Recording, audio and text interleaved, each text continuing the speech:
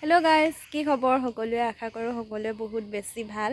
এইফালে দেখিছেনে, মই মেখেলা চাদৰ এযোৰ পিন্ধি পূৰা ৰেডি হৈ লৈছোঁ। মানে ওচৰৰ আমাৰ নামঘৰত এই যে গৰম বন্ধ হৈ আছে, সেইকাৰণে মানে কৰ্মশালা হৈছিলে ল'ৰা ছোৱালীখিনি। তাতে ল'ৰাখিনিক গায়ন বায়ন শিকাইছিলে আৰু ছোৱালীখিনিক এনেকৈ নৃত্য শিকাইছিলে মানে। আৰু এতিয়া ভাওনাও পাতিব 27 তাৰিখে। আৰু এতিয়া আজি তাকে অলপমান আনুষ্ঠানিক অকণমান বহলাই পাতিছে আৰু বহুতখিনি মানুহ হ'ব ভাবিছোঁ। এবাৰ তালৈকে যাওঁ, চাই থৈ আহোঁ। এইফালে ধুনীয়াকৈ মেখেলা চাদৰ এযোৰ পিন্ধি লৈছোঁ আৰু এতিয়া যাম আৰু আপোনালোককো দেখাম বাৰু কি হৈ আছে।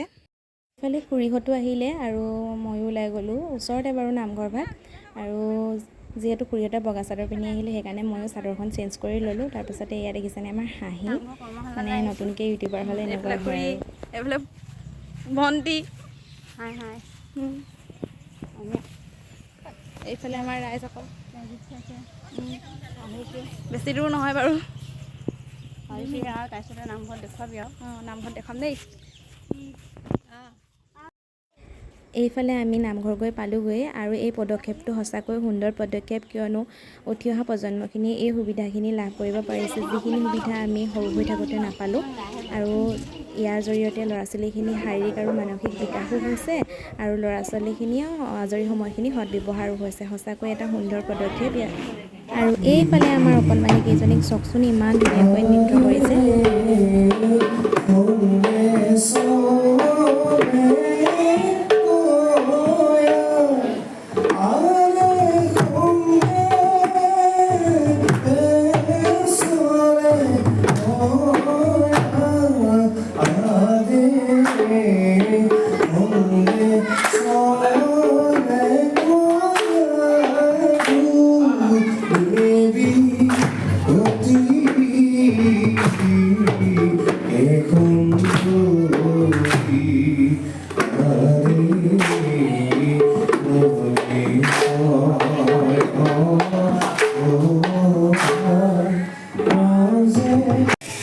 আৰু ল'ৰাখিনিৰ গায়ন বায়নৰ কৰ্মশালা হৈছে। এয়া আমাৰ গাঁৱৰ গায়ন বায়ন যোৰা দেই।